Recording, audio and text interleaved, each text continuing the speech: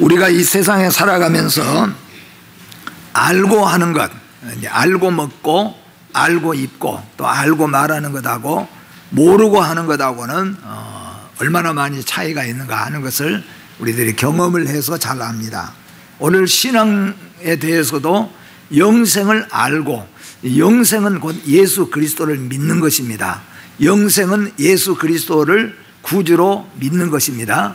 영생은 예수로 말미암아 새 생명을 얻은 것입니다. 그러니까 정말로 이 세상에 살아가면서 예수를 구주로 믿고 영생을 얻었다면, 영생을 깨달았다면, 아마 그런 뜻에서 오늘 말씀은 영생을 알았다면, 오늘 이 청년 한 사람을 우리가 통해서 놓고 보면서 말씀을 통하여 은혜를 받고자 합니다.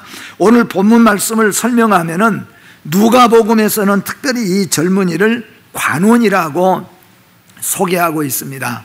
이 내용이 마태복음과 마가복음과 누가복음 이 세 군데가 다 기록이 되어 있는데, 그 중에서 특별히 마태하고 마가 이 두 사람은 부자 청년 이렇게 소개를 했는데, 누가는 여기다가 이 사람이 관원이었다 그렇게 말합니다. 그래서 이 사람은 세상적으로 꽤 성공했다 그렇게 말할 수 있고, 또 이 사람은 상당히 인품이 있는 사람이라 그렇게 많은 사람들 앞에 평가를 받고 있는 사람일 것입니다. 왜냐하면 이 사람은 젊은 사람인데 관원이 되었고, 젊은 사람인데 부자였고, 또 자기가 예수님 앞에 예수님께서 계명을 말씀할 때 이런 계명은 제가 어렸을 때부터 다 지켜왔습니다 그렇게 말한 것을 볼 때 아마 이 사람은 많은 주위에 있는 사람들로부터 칭찬을 받고 박수를 받으면서 살아가는 사람이 틀림없었다 그렇게 생각할 수 있습니다. 그런데 이런 사람이 왜 오늘 예수님 앞에 와서 엎드려서 영생에 대해서 물었을까? 어떻게 하면 영생을 얻을 수 있을까? 영생에 대해서 물었을까? 아마 이 사람은 영생에 대해서 궁금했던 것 같습니다. 자기의 의를 나타내고 싶었던지, 아니면 정말로 니고데모처럼, 요한복음에서 니고데모가 관원이고 어른이었잖아요. 관원 중에서 선생 중에 선생이 니고데모입니다. 그런데 이 니고데모가 거리에 돌아다니는 예수 그리스도 앞에 나와서 어떻게 하면은 우리가 영생을 얻을 수 있습니까? 어떻게 하면 우리가 거듭날 수 있고 중생할 수 있습니까? 라고 예수님 앞에 진심으로 물었습니다. 그리고 그는 중생의 문제를 해결한 줄로 믿습니다. 다시 말하면 예수 그리스도를 구주로 믿고 예수님의 제자가 되었다 그런 말입니다. 그런데 오늘 이 부자 젊은 관원, 이 청년은 예수님 앞에 영생이 궁금했는지, 정말로 궁금했는지, 아니면은 많은 사람과 예수님 앞에 자기의 의를 나타내려고 했던 것인지 정확하게 알 수는 없겠지만은 이 청년이 예수님 앞에 와서 어떻게 하면은 영생을 얻을 수 있습니까? 하고 물었다는 겁니다. 그랬더니 예수님께서 오늘 또 말씀해 보니까 사실은 1계명부터 4계명까지가 하나님에 관한 계명이잖아요. 5계명부터 내 부모를 공경하라 하는 5계명부터 시작해서 나머지 10계명은 사람과 사람 사이에 지켜야 될 계명들입니다. 물론 그것도 신앙의 문이 열려져야만 지킬 수 있는 것들이니까 그런 것은 사실이지만은, 그래도 예수님께서 1계명부터 4계명을 빼놓고 사람과 사람 사이에 하는 계명을 말씀했습니다. 어떤 계명을 지키라 그러니까 어떤 계명을 지켜야 됩니까? 그렇게 물으니까 예수님께서 5계명부터 시작하여서 10가지 계명을, 10계명까지의 계명을 말씀하면서 이 계명들을 가서 네가 지키면서 살으라. 그랬더니 그 사람이, 젊은 관원이 예수님 앞에 또 바로 대답을 합니다. 나는 어렸을 때부터 이 계명을 잘 지켜왔습니다. 근데 뭐가 또 영생을 그러면 얻는데 계명을 지키는데 부족합니까?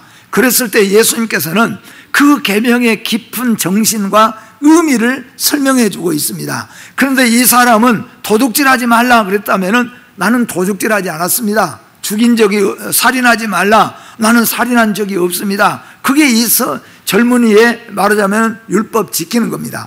그러나 예수님이 주시는 계명의 의미, 정신은 뭐냐 하면은 내 이웃을 사랑하라 했으면은 정말로 그를 위해서 불쌍히 여기고 기도해 주는 것이죠. 또 살인이라는 것은 그 남을 미워하거나 남에게 비평하고 비방하는 것도 역시 살인하는 것과 마찬가지라고 하는 것을 말씀해 주고 있는 거죠. 그래서 예수님께서 이 계명을 지키라 그랬더니 이 청년이 또 대답합니다.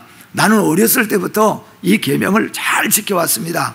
근데 그러면은 계명 지키는 것이 영생에 더 무엇을 지켜야 됩니까? 내가 무엇이 부족합니까? 그래서 예수님께서 말씀해 주셨습니다. 그러면 네가 가서 네가 재산이 많은데 네 절반을 나눠 가지고 가난한 사람들에게 한번 나눠줘 보라. 그랬더니 그 젊은이가 그 문제에 있어서 근심하고 돌아갔다. 그러니까 그 영생을 궁금해서 왔는데 영생의 문제를 해결받지 못하고 그 답을 예수님으로부터 받지 못하고 돌아갔다는 겁니다.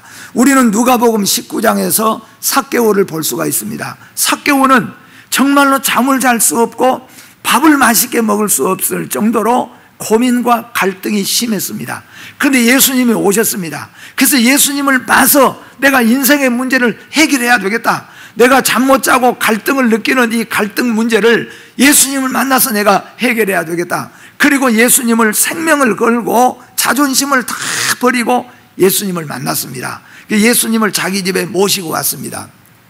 그런데 문제를 해결받았습니다. 예수님께서 너도 아브라함의 자식이다, 자손이다. 그리고 그 삭개오는 구원의 기쁨 때문에 예수님을 구주로 믿고 영생을 얻고 구원의 기쁨 때문에 그 구원받은 기념으로 예수님이 우리 집에 오시고 내 안에 들어오시는 그 기념으로 이 삭개오는 예수님이 말씀하지 않았는데 뭐라고 말했냐 하면은 내 재산의 절반을 제가 팔아서 가난한 사람들에게 나눠주겠습니다. 그렇게 말을 한 거예요. 그러니 예수님이 말씀하지 않았는데도 이렇게 하고 삭개오의 얼굴과 마음에는 기쁨이 충만했다는 거예요. 기쁨이 충만했어요. 왜 그러냐 하면은 인생의 문제, 영생의 문제를 해결받았기 때문이에요. 성도 여러분, 영생의 문제가 해결되면은 우리의 문제가 모든 삶이 행복해지고 평안해진 걸, 기쁘고 즐거워진 걸 믿으시기를 바랍니다. 니고데모는 해결받았습니다. 그토록 고민하고 걱정하다가 내가 예수, 저 떠돌이 예수 앞에 가서 물어봐. 이게 자존심 상한 일인데 선생 중에 선생이, 그리고 만약에 소문이 저 관원 중에 최고 관원인 선생인, 그런 선생인 이 니고데모가 예수님 앞에 찾아와서 물었다 이런다면 얼마나 이게 창피하는가. 그런데 그게 다 버렸어요. 그리고 예수 앞에 갔어요. 그리고 끝내 무슨 말까지 들었습니까? 너는 선생이란 사람이, 네가 선생이란 말을 들은 사람이 그것도 몰라? 예수님이 그렇게 말씀하셨거든요. 그런데도 니고데모는 끝까지 참고 견디면서 영생의 문제를 해결받았습니다. 삭개오는 그 많은 갈등의 문제를 다 초월해서 예수님을 구주로 영접하고 영생의 문제, 인생의 모든 문제를 깨끗하게 해결받고 기뻐하고 돌아갔던 것을 우리가 볼 수가 있습니다. 그런데 오늘 말씀에 나오는 이 부자 청년, 이 부자 관원, 이 젊은 청년은 예수님 앞에 나와서 영생의 문제를 물었지만은 결국에는 영생의 문제를 해결받지 못하고 영생을 얻지 못하고 예수 그리스도를 구주로 믿지 못하고 채물이 많은 것 때문에 오히려 근심하며 돌아갔다. 그렇게 말합니다. 사랑하는 성도 여러분, 우리는 구원의 문턱에서, 영생의 문턱에서, 또는 복되신 예수 그리스도 앞에서 세상의 명예나 권세나 그 어떤 것 때문에 물러서거나 해결받지 못한 일이 없도록 주님의 이름으로 축복합니다. 그러면은 영생을 알았다면, 이 젊은 청년이 영생을 알았다면 어떻게 될 것인가? 한번 우리가 생각해 봅니다. 영생을 알고 사는 사람, 영생을 알았다면은 사람은 절대로 자기를 의롭다고 믿지 않는다 하는 겁니다. 여러분 스스로가 자기를 생각해 보십시오. 물론 예수님을 모르는 세상에 있는 사람, 교회 안 다니는 세상 사람들은 다 그래요. 죄인 말하면은 내가 언제 죄 짓어? 죄 짓는 거 봤어? 그렇게 이야기할 겁니다. 그런데 오늘 그래도 교회에 나온 사람은 죄인 그러면 그래 죄인이라고 그러더라, 그렇게도 또 생각할 수 있어요. 그런데 정말로 예수 그리스도를 만나고 정말로 영생을 아는 사람은 늘 마음속에 무슨 마음을 가지고 사느냐 하면은 나는 죄인입니다, 그 생각을 가지고 산다는 겁니다. 여기서 말하는 죄라는 것은 도둑질하고 사기치고 강도질하고 죽이고 이런 것들을 말하는 것이 아닙니다. 하나님을 떠나서 살고 하나님을 알지 못하고 살고 하나님의 계명대로 지키지 못하고 살았던 모든 것들을 다 통틀어서 말하는 겁니다. 이것은 어떻게 보면은 성령님이 가르쳐 주신 것이고 빛 대신 예수가 내 안에 오심으로 말미암아 원래 우리 인생에 어두웠던 우리 인생이 나타나는 겁니다. 밖으로 나타나지 못했던 내 안에 있는 온 죄악의 모든 것들이 다 드러나는 것들입니다. 그래서 여러분, 영생을 아는 사람, 정말로 예수 그리스도를 믿고 정말로 예수 그리스도의 보혈의 피를 믿는 사람은 정말로 영생을 얻고 영생 얻은 사람, 영생을 깨달은 사람은 언제나 나는 하나님 앞에 죄인이다, 그 죄인인 줄 알고 사는 겁니다. 그런데 영생을 몰랐다는 거죠. 만약에 이 부자 청년이 영생을 알았다면 예수님을 정말로 구주로 믿고 예수 앞에 정말로 이가 섰다고 한다면 예수님께서 계명을 말할 때 엎드려서 내가 계명을 지킨다고 했지만 제대로 지키지 못했습니다, 저는 계명을 지키지 못한 죄인입니다 하고 하나님 앞에 엎드려야 되는데, 우리가 잘 아는 대로 베드로는 어떻게 했어요? 예수님이 구주인 것을 드러날 때 그 예수 앞에 당장에 무릎을 꿇고 주여 나는 죄인입니다, 나를 떠나소서. 아브라함은 나는 주 앞에서 티끌 같은 존재입니다. 다윗은 나는 구더기 벌레만 또 못합니다. 야곱은 나는 벌레 구더기라고 그랬습니다. 이렇게 사도 바울은 뭐예요? 죄인 중에 내가 괴수라고 그렇게 고백을 했다는 거예요. 근데 왜 그렇게 고백했는가 하면은 정말로 죄를 많이 지었기 때문이 아니라 성령님의 역사해 주시니까, 빛 대신 예수가 내 안에 왔기 때문에요. 영생을 알고 깨달았다는 겁니다. 여러분 가운데서 내가 예수 믿고 하나님 앞에서 내가 정말로 죄인인 것을 알고 죄인인 것을 깨닫는 것은 성령님이 오신 증거요, 영생을 얻은 증거인 것을 믿으시기를 바랍니다.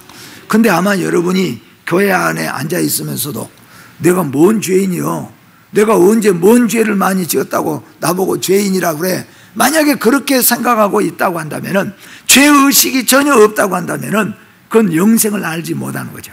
예수 그리스도의 십자가의 죽으심을 깨닫지 못하는 것이 되어진다는 겁니다. 오늘 이 부자 청년이, 오늘 이 부자 관원이 만약에 영생을 알았다면 예수님께서 계명을 지키라고 할 때 나는 의인입니다, 나는 지금까지 계명 잘 지켜왔습니다, 절대로 이렇게 대답하지 않았을 겁니다. 나는 죄인이라고 당장에 무릎을 꿇고 삭개오처럼 엎드렸을 겁니다. 사랑하는 성도 여러분, 영생을 아시기를 주의 이름으로 축복합니다. 예수 그리스도가 바로 영생이시고 예수 그리스도가 나를 위해 십자가에 죽으신 분인 것을 다시 한번 확신하고 하나님 앞에 나아갈 수 있는 성도 여러분들이 되시기를 주님의 이름으로 축복합니다.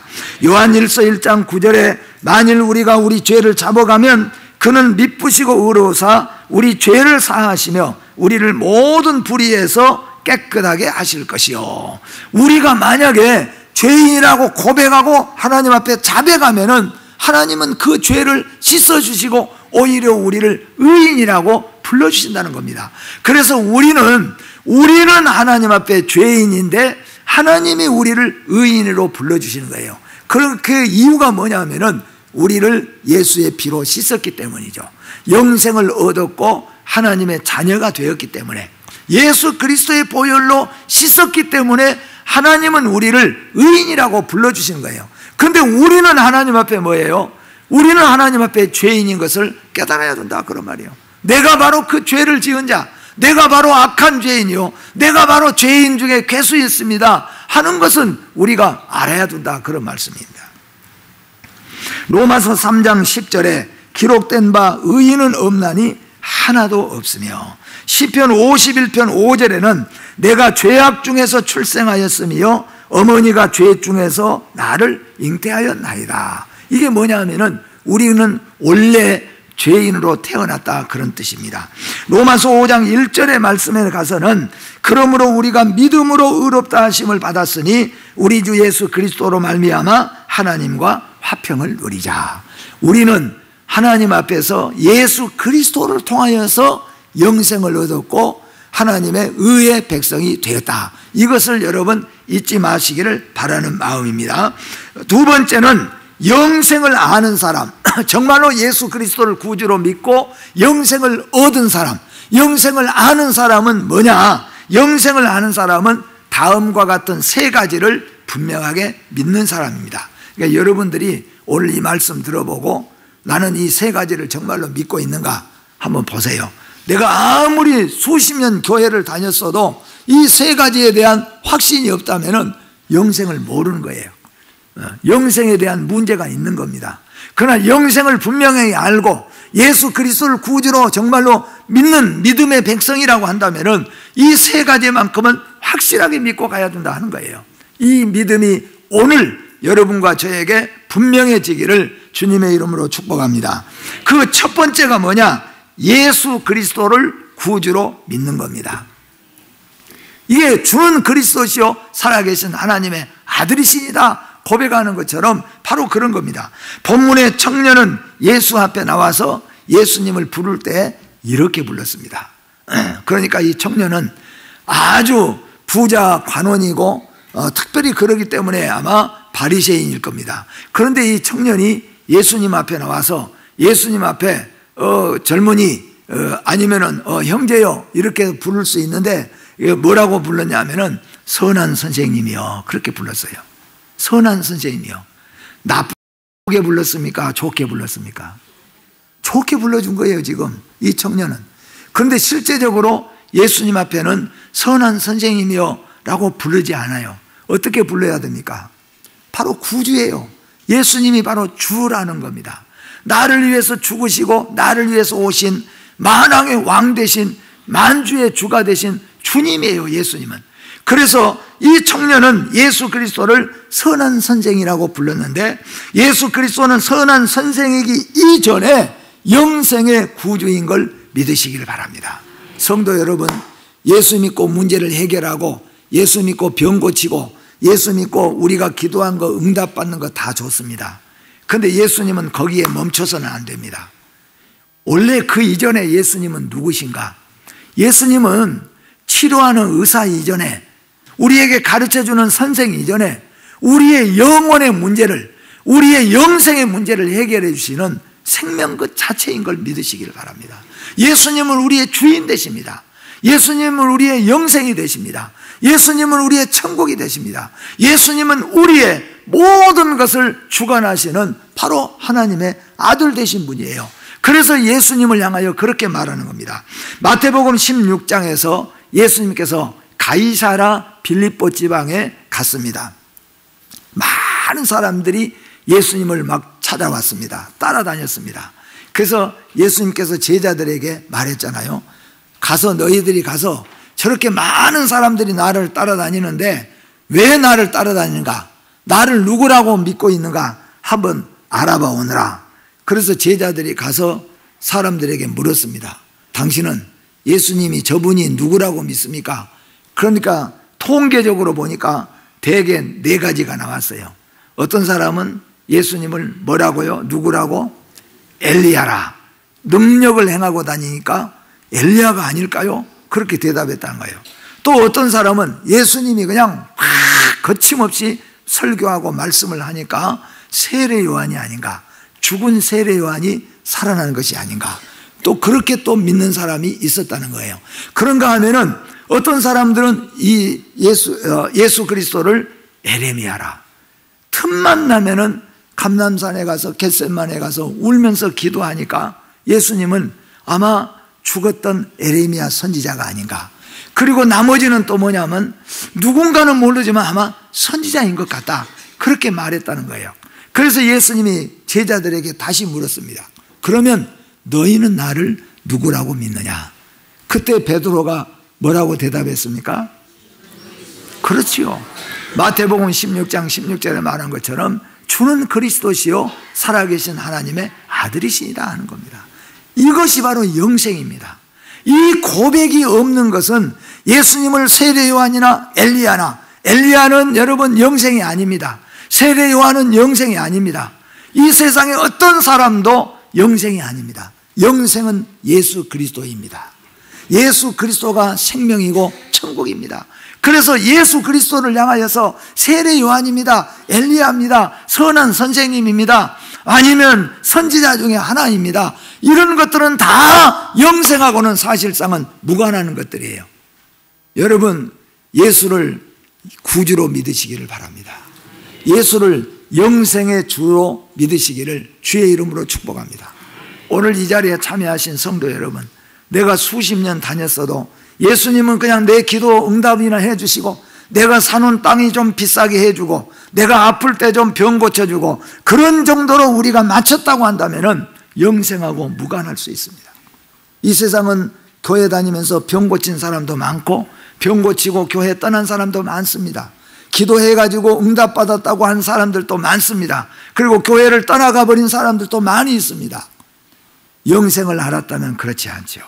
근데 중요한 것은 뭐냐 하면은, 그런 것이 다 없어도 예수는 누구냐? 예수는 영생 되십니다. 예수는 우리의 구주이십니다. 예수는 믿으면 천국이고 믿지 아니하면 지옥입니다. 이것이 분명해지기를 주의 이름으로 축복합니다. 그래서 한 번도 빠짐없이 예수를 나의 구주로, 예수를 나의 영생으로, 예수를 나의 생명으로, 예수를 나의 천국으로 믿고 고백하시는 귀한 시간이 되시기를 주님의 이름으로 축복합니다. 두 번째는 예수 그리스도 영생을 분명히 알았다면 성경 66권을 분명히 믿습니다. 여러분, 성경 66권을 믿습니까?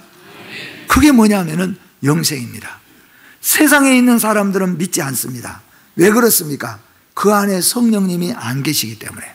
성령이 아니면은 예수 그리스도를 구주로, 그리고 성경 66권을 믿을 수가 없다는 겁니다. 성경 66권은 우리 모든 논리, 이 세상의 모든 학문적으로 합리적으로 써놓고 만들어 놓은 책이 아닙니다. 성경에는 우리가 믿기가 정말로 어려운 기적의 역사들이 너무 많습니다. 정말로 우리가 생각도 상상도 초월할 만큼한 역사들이 성경에는 무수히 기록되어 있습니다. 그러나 모든 것이 다 사실이고 모든 것이 다 하나님의 말씀인 줄 믿습니다. 그것을 우리는 믿습니다. 성경은 66권은 하나님의 말씀인 것을 믿는 것이 영생을 얻는 것이고 예수를 믿는 것인 줄 믿으시기를 바랍니다. 사랑하는 성도 여러분, 요한복음 5장 39절에 이렇게 말씀합니다. 같이 읽어봅니다. 너희가 성경에서 영생을 얻는 줄 생각하고 성경을 연구하거니와 이 성경이 곧 내게 대하여 증언하는 것이니라. 아멘.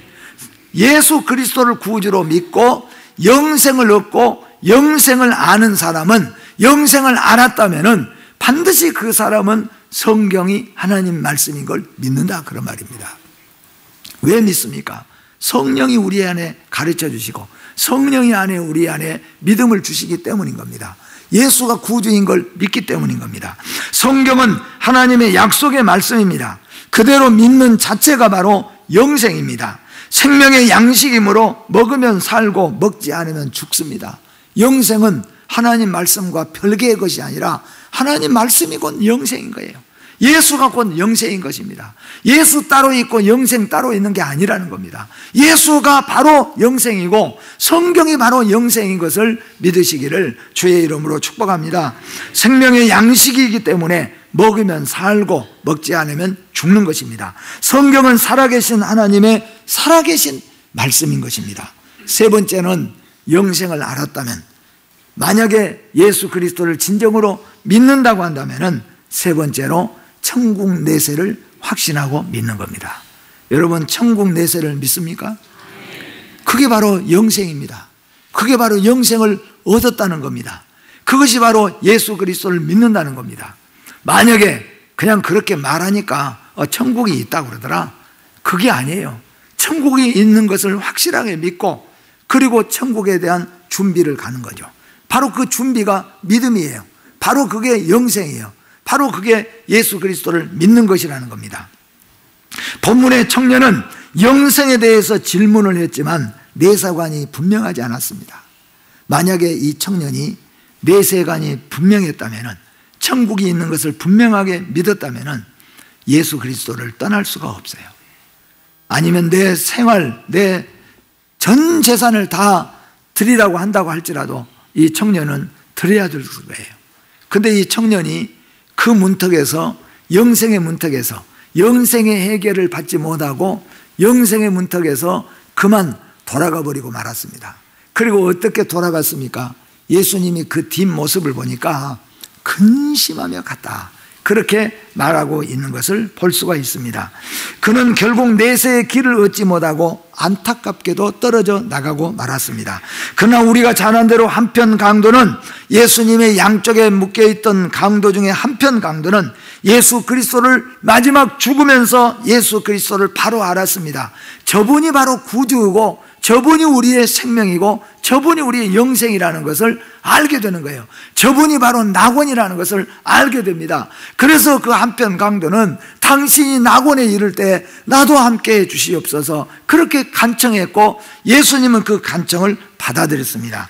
누가복음 23장 42절과 43절 말씀 같이 한번 읽어봅니다. 이르되 예수여 나라에 임하실 때에 나를 기억하소서 하니 예수께서 이르시되 내가 진실로 너에게 이르노니 오늘 네가 나와 함께 낙원에 있으리라 하시니라. 아멘. 어떻게 강도가 낙원에 갈 수가 있겠습니까? 그런데 이 낙원에 가는 강도는 마지막 순간에 그 십자가에 달려서 운명에 가는 예수를 보고 그가 구주인 걸 믿었다는 거예요.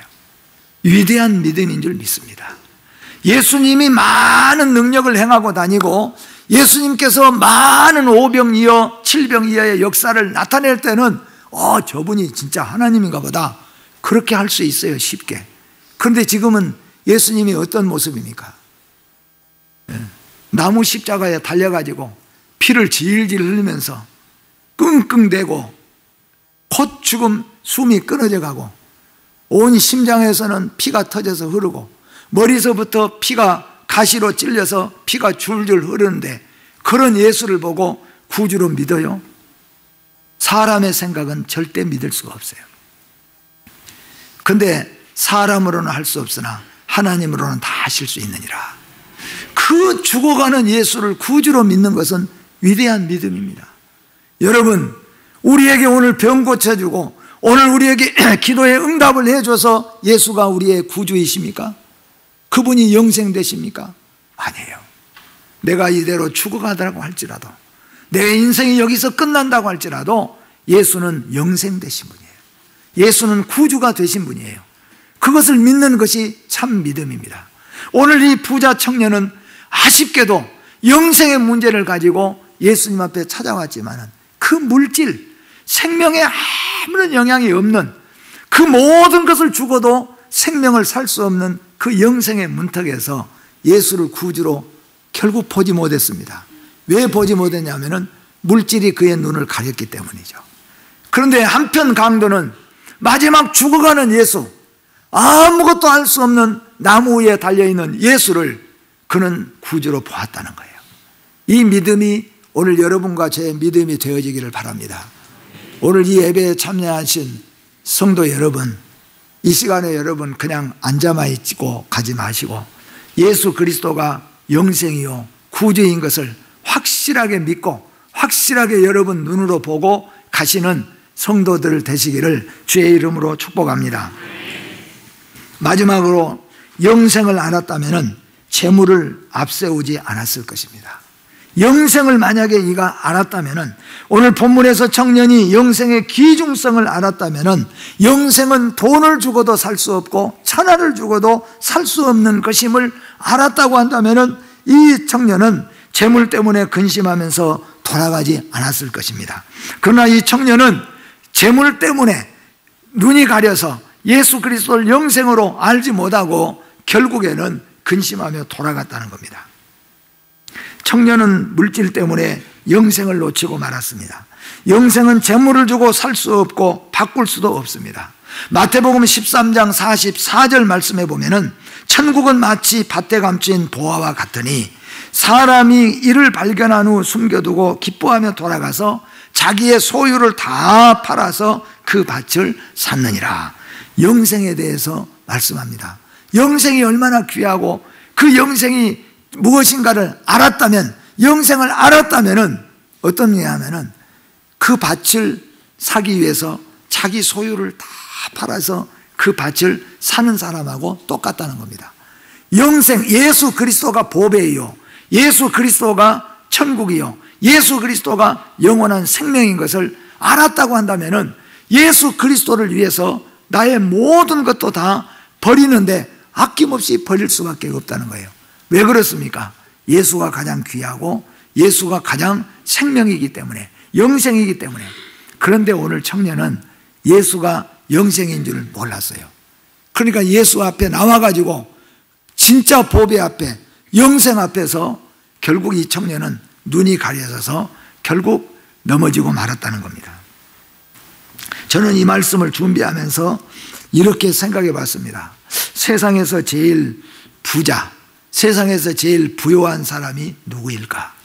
물론 우리나라도 몇 조를 가진 사람도 있고 몇 천억씩 가진 사람도 있고 몇 백억씩을 가진 사람들도 많이 있습니다.